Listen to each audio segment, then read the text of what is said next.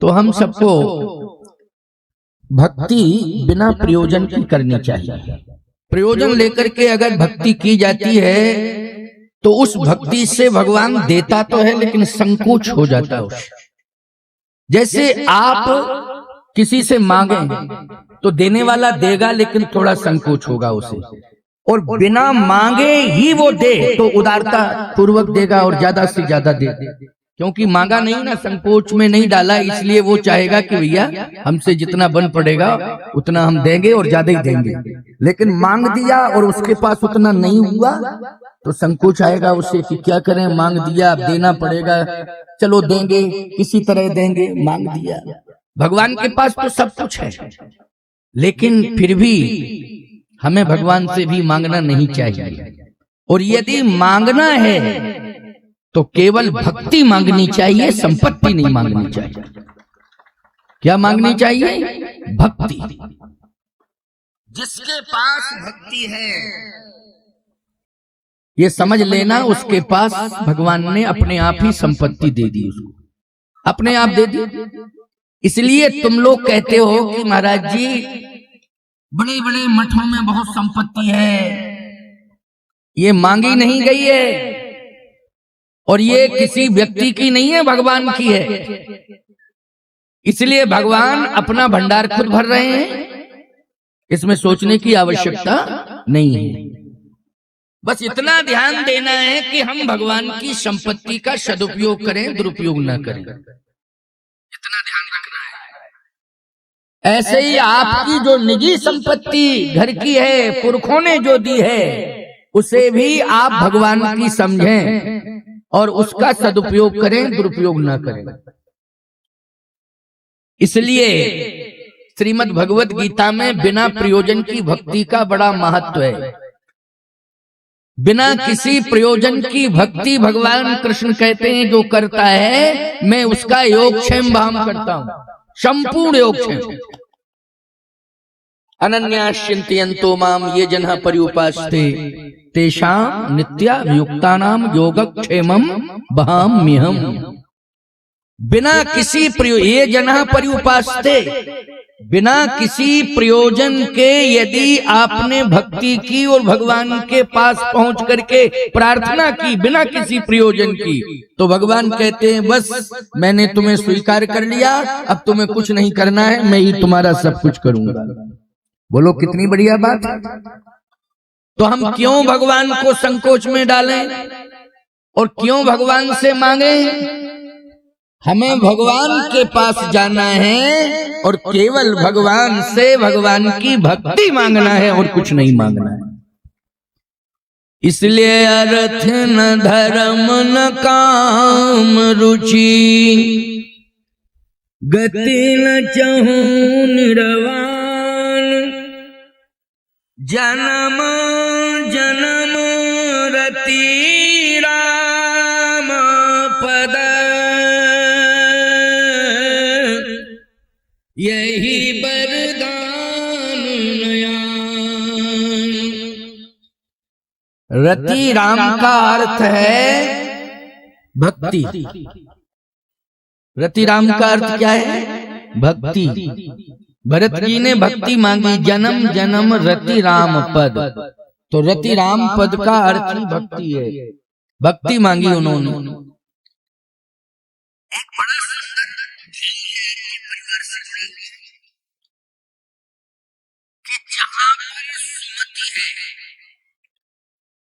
निश्चित रूप से वो भक्ति प्राप्त करने का अधिकारी हो गया।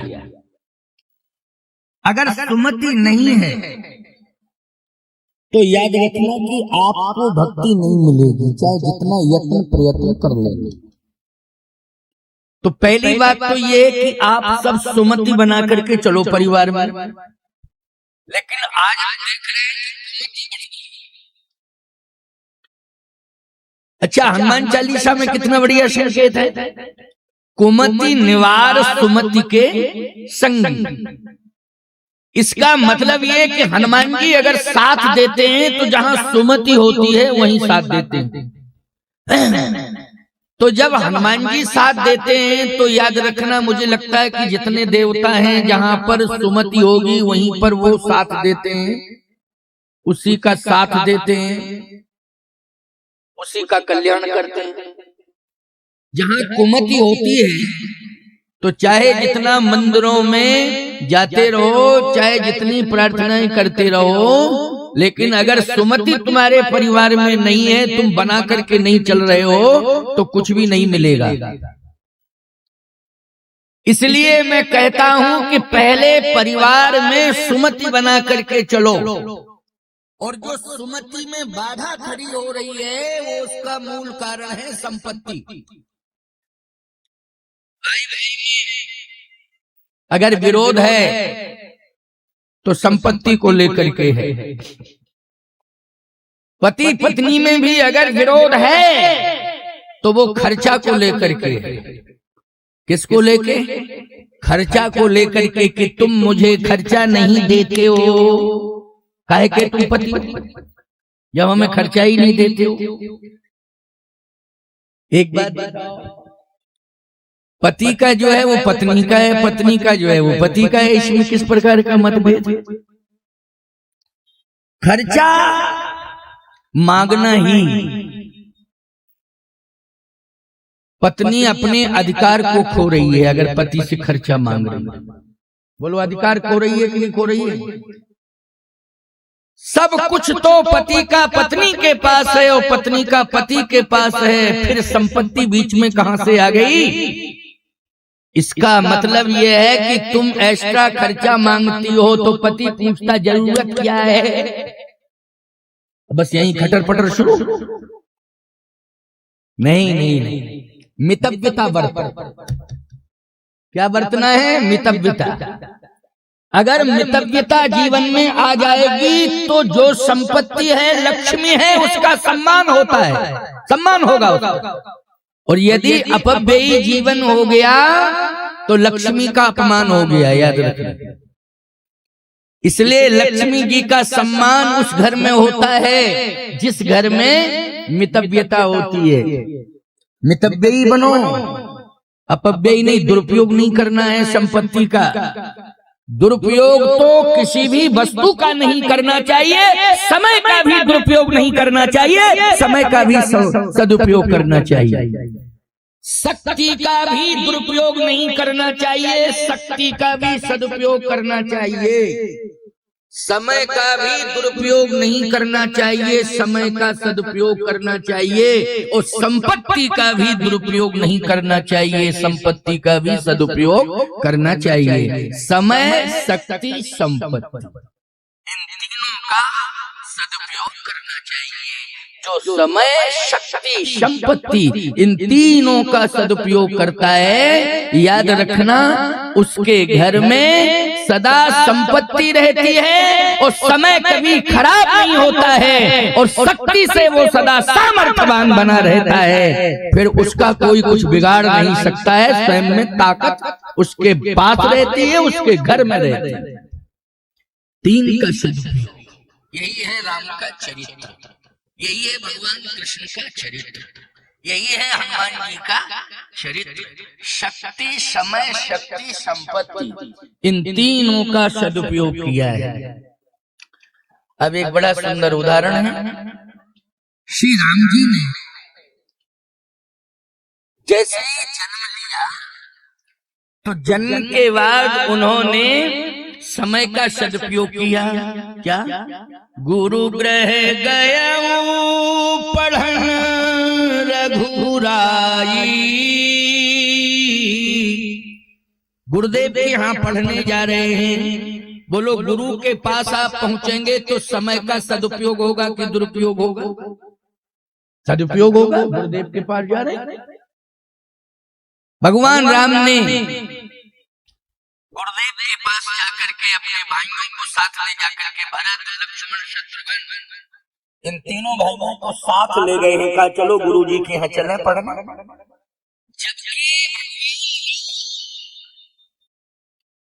को क्या पढ़ना है?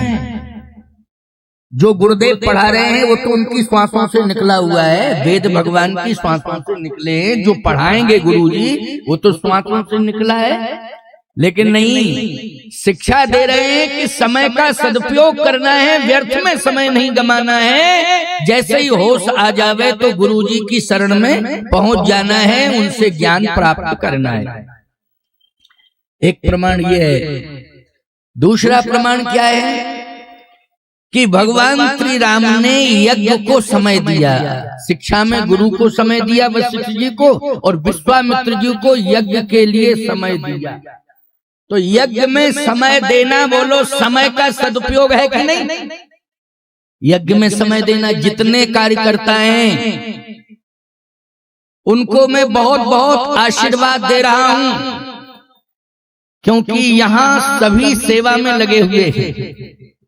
यहाँ धन की प्राथमिकता नहीं, सेवा की प्राथमिकता है।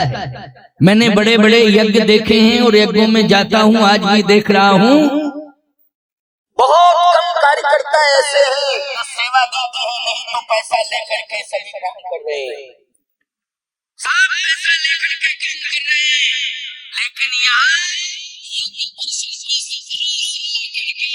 और भोजन भंडारे के निर्माण से लेकर के और भी जितनी भी सेवाएं हैं, उन सभी सेवाओं को सभी केवल सेवा मान करके सेवा कर रहे हैं। इसमें अर्थ का कोई लेना देना नहीं है। बहुत बड़ी बात है ये। निरंतर भंडारा चल रहा है, सब्जी अमनिया हो रही है, चावल सिद्ध हो रहा है, भात दाल सब्जियां, और कितनी सफाई से और बैठ करके कितने सुंदर ढंग से परोसा जाता है, कितने सुंदर ढंग से भक्त लोग शांति पूर्वक प्रसाद को ग्रहण करते हैं। यही तो देखना है, यही है यज्ञ की प्रधानता की सेवा। यज्ञ मंडप में आचार्य जी और इनके सहयोगियों के द्वारा बहुत ही सुंदर देव पूजन हो रहा है। मंच पर भी अनुशासन है, बैठने में भी अनुशासन देखा जा रहा है। इतनी बड़ी संख्या में माताएं बैठी, बहुत शांति से बैठी, कहने की जरूरत नहीं पड़ रही है। यही तो अनुशासन है। आप सभी पुरुष दीर्घा में बैठे हुए हैं, आप सभी अनुशासन बना के चल रहे हैं, यही देखा जाता है, होना भी चाहिए। हमारे तिवारी जी ने विश्व प्रकाश बैठा हुआ है, इसने बच्चे को पढ़ाया है, उसको क्यों, बहुत अच्छा विद्वान है ये लड़का। स्वामी जी शंकराचार्य जी पुरी वाले महाराज जी की सेवा में रहा है ये लड़का, संस्कारी। पुरी वाले शंकराचार्य जी की सेवा सब नहीं कर पाएंगे प्यारे, जो संस्कारी होगा और जो दृढ़ संकल्पी होगा वही कर सकता है, क्योंकि उनके रोम रोम में सन्यास भरा हुआ है। ऐसी बात नहीं, बड़े अच्छे दिव्य महापुरुष हैं और आयु में भी श्रेष्ठ हैं। सन्यास परंपरा में भी वो बहुत आगे हैं, क्योंकि अति वृद्ध हो गए हैं शंकराचार्यों में, इस समय अति वृद्ध हैं। हमारे सभी शंकराचार्य अच्छे हैं, दिव्य हैं, सभी परंपरागत अनुशासित हैं। सभी शंकराचार्य जो है, किसी शंकराचार्य पर किसी भी प्रकार का कोई टिप्पणी करना ये अनुचित है। शंकराचार्य के ऊपर टिप्पणी करने का अर्थ है सनातन पर टिप्पणी करना, और हम सनातनियों को तो कम से कम इस बात पर विचार ही करना चाहिए कि जो सनातन के मेरुदंड हैं, संत आचार्य परमाचार्य धर्माचार्य, उनके प्रति हमारा समर्पण होना चाहिए, ये हमारे संस्कार होने चाहिए। आजकल धर्म विरोधी लोग बहुत ज्यादा बवाल उबाल मचाते हैं, ये धर्म विरुद्ध आचरण है। इस प्रकार से अनर्गल प्रलाप करना ये उचित नहीं है। इसलिए हम लोगों को आज सावधान होने की जरूरत है। तो मैं चर्चा कर रहा था कि आप सबको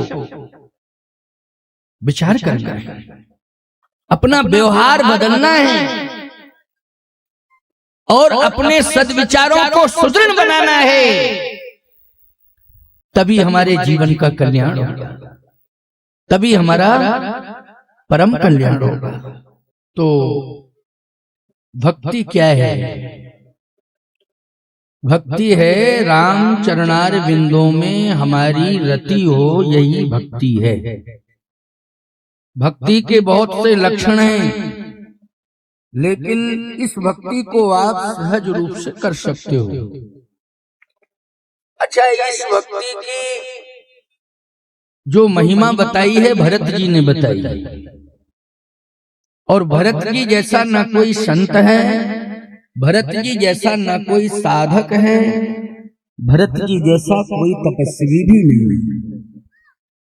भरत जी ने इस भक्ति की बड़ी महिमा बताई। अर्थ न धर्म न काम रुचि, गति न चहो निरवान, जन्म जन्म रति राम पद, यह वरदान नयान। राम चरणारविंदों में यदि आपका प्रेम है तो आपको अर्थ भी मिल जाएगा, धर्म भी मिल जाएगा, काम भी मिल जाएगा, मोक्ष भी मिल जाएगा। इसका अर्थ और है, एक ही साधे सब सधें, सब साधें सब जाएं। यानी एक आपने पकड़ लिया तो सब आ जाएंगे। तो राम चरणारविंदों में आपको प्रेम करना है। जहां राम चरणारविंदों में प्रेम हो जाएगा, याद रखना उसका पलड़ा तो राम से भी भारी हो जाएगा। इसका भी प्रमाण दे रहा हूं। भरत जी ने जब गुरुदेव जी से ये पूछा, गुरुदेव मानी वशिष्ठ जी से पूछा, बड़ी अच्छी कथा है कि आपके रहते हुए इतनी बड़ी घटना कैसे घट गई। घटना क्या है? श्री राम जी का वनवास और चक्रवर्ती सम्राट का महाप्रयाण। आप चाहते तो राम जी को, प्रभु राम को रोक सकते थे और अयोध्या के सम्राट चक्रवर्ती महाराज दशरथ के प्राण को बचा सकते थे, लेकिन आपके आंखों के सामने ये हुआ तो मैं समझ नहीं पा रहा हूं ऐसा क्यों हुआ है। तो वशिष्ठ जी ने एक ही बात कही, सुनहु भरत भावी प्रबल, बिलख कहूं मुनिनाथ, हानि लाभ जीवन मरण, जस यप जस विधि हाथ। ये सब राम के हाथ में है। तो जब राम के हाथ में है तो भरत फिर में क्या करता? तो भरत जी ने कहा, क्या प्रभु राम की इच्छा थी कि पिताजी के प्राण जावे और हम बन जावे और पिताजी के प्राण जावे? ये क्या प्रभु राम की ही इच्छा थी? वशिष्ठ जी ने कहा, भरत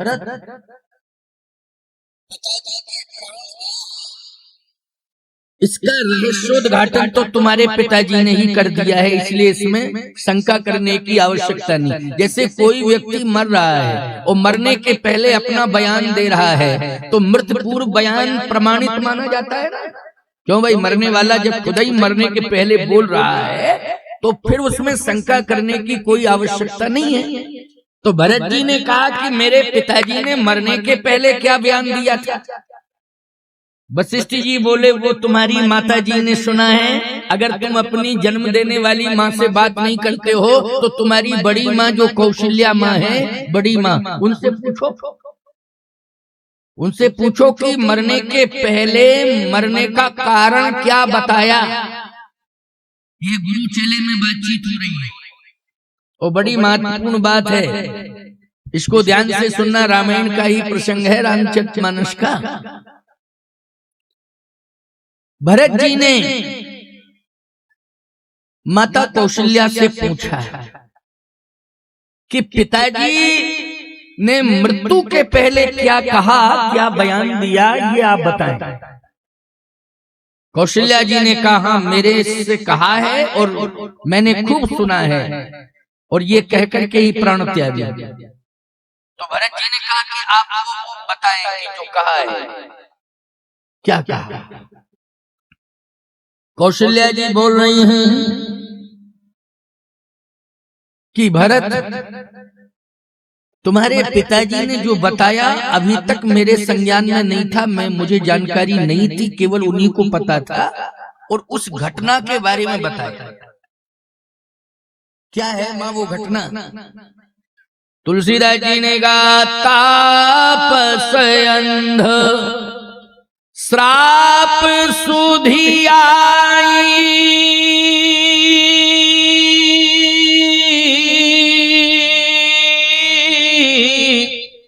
और कौशल्य ही सब कथा सुनाई। मरने के पहले उन्होंने श्रवण के वध की बात कही है, और श्रवण के माता पिता ने जो श्राप दिया है उसकी बात बताई कि कौशल्या आज मुझे श्रवण की लाश दिखाई दे रही है। श्रवण के माता पिता मेरे पास बैठे हैं, रो रहे हैं, माथा पटक रहे हैं और कह रहे हैं कि दशरथ, जैसे पुत्र के वियोग में तड़प तड़प करके मैं प्राण त्याग रहा हूँ, वैसे ही तुम भी पुत्र के वियोग में तड़प तड़प करके प्राण त्यागोगे, और तुम्हें त्यागना पड़ेगा। और आज वो कह रहे हैं कि प्राण त्यागो त्यागो त्यागो, और बस ऐसा। अच्छा बोलो, ये सत्य घटना है ना? सत्य घटना है। इस बात को महाराज दशरथ ने जब घटना घटी थी तो अपनी पत्नियों से छिपाया, कौशल्या जी को बताया नहीं बताया था। और जिस समय ये घटना घटी थी उस समय महाराज के साथ कोई था भी नहीं, अकेले ही थे उस समय। कैसे थे? अकेले थे, कोई नहीं था साथ में। अगर साथ में होता तो बोलो सुमंत जी होते और मंत्री होते तो वो बताते, कोई नहीं था। इसका मतलब ये है कि कहीं ना कहीं दशरथ जी यदि अकेले गए हैं सरयू के तट पर, और अकेले जाकर के उन्होंने धोखे से ही श्रवण के बाण मार दिया, समझ करके, मृग समझ करके, तो सीधी सी बात यह है कि दशरथ जी की मति ले गई है। दशरथ जी को कौन ले गई है? मति। क्योंकि राजा कभी अकेला नहीं चलता है, उसके साथ सेना होती है, उसके साथ मंत्री होते हैं, सचिव होते हैं। लेकिन यदि दशरथ जी अकेले गए हैं तो निश्चित रूप से उनकी मति ले गई है। एक कथा आपने सुनी होगी, दशरथ जी राम जन्म के कारण बन गए। राम का जन्म हुआ है तो माध्यम कौन बने हैं? दशरथ जी। बोलो बने हैं कि नहीं? अच्छा एक बात आपको बतावें, रावण जो पैदा हुआ है वो माध्यम कौन बना? भाई राम पैदा हुए हैं, राम प्रकट हुए हैं तो माध्यम बन गए दशरथ जी। लेकिन रावण पैदा हुआ तो माध्यम कौन बना? प्रतापभान। यही रावण बन गया अगले जन्म में। प्रतापभान भी विंध्याचल में सचिवों के साथ, मंत्रियों के साथ, सेना के साथ गया, लेकिन जिस समय शिकार के पीछे भागा तो उसने सबको रोक दिया कि कोई मेरे साथ नहीं जाएगा, मैं अकेले जाऊंगा। इसका मतलब है कि उसकी मति ले जा रही है। प्रतापभान के साथ में सेना गई थी विंध्याचल में, और सचिव मंत्री भी गए थे, लेकिन सबको रोक दिया उसने। जब भागा शिकार के पीछे तो सबको रोक दिया कि कोई नहीं जाएगा मेरे साथ में, मैं अकेला पीछा करूंगा। अब राजा आदेश देगा तो हिम्मत पड़ेगी किसी की कि तर्क वितर्क कर ले कोई कि नहीं नहीं सर रुकिए रुकिए, ऐसा नहीं होगा, मैं आपको नहीं जाने दूंगा, अकेले नहीं जाने दूंगा। नहीं नहीं, राजतंत्र में तो राजा ही सब कुछ था, प्रजातंत्र में मंत्री स्वतंत्र नहीं है, प्रोटोकॉल के अंदर रहना पड़ेगा उसे, क्योंकि प्रजातंत्र है वो, अकेले वो जा नहीं सकता है। कोई डिसीजन घेरे को तोड़ करके अकेले डिसीजन नहीं ले सकता है, उसको प्रोटोकॉल के अंदर रहना पड़ेगा। लेकिन राजतंत्र में राजा जो आदेश करता था उसका पालन होता था, चाहे उसमें लाभ हो चाहे उसमें हानि। इसलिए सचिव वैद्य गुरु तीन जो प्रिय बोले भय आस राज धर्म तन तीन कर होत बे गई ना। प्रताप भान ने रोक दिया। यहां दशरथ जी का ये प्रमाण नहीं मिलता कि उन्होंने मंत्रियों को रोका हो और उन्होंने अपने सुरक्षा गार्डों को रोका हो। यहां तो ये प्रमाण है कि अकेले ही गए। जैसे दो घटना के बारे में वर्णन आता है, जब श्रवण कुमार का वध हुआ उस समय महाराज शिकार के लिए अकेले गए, और जब राम जी का जन्म होना था तब गुरु जी के पास अकेले गए। उस समय भी किसी को साथ नहीं ले गए। जब राम का जन्म होना है उसके पहले अकेले गए गुरु जी के पास। एक बार भूपति मन माही ओ भई गलानी मोरे सुतना ही, तो गुरु ग्रह गए तुरत मही पाला और चरण लागी करी विनय विशाला।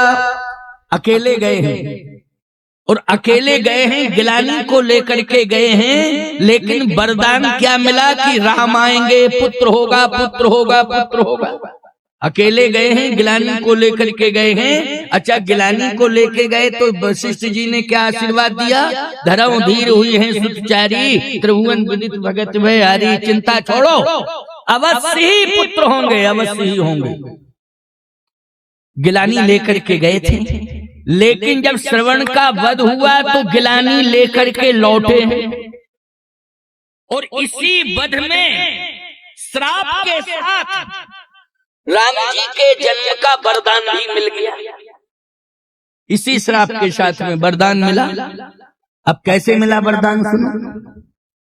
दशरथ जी का ज्योतिष बताता है कि संतान नहीं होगी।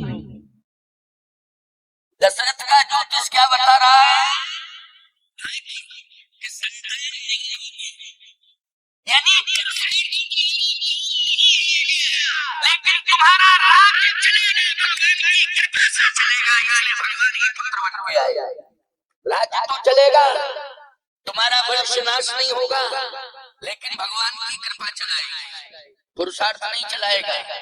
इसलिए दशरथ एक ऐसे राजा हुए हैं कि जिनके पुरुषार्थ से कोई अयोध्या का राजा नहीं मिला है, कोई उत्तराधिकारी नहीं मिला है, कृपा से मिला है उत्तराधिकारी। बोलो किससे मिला है?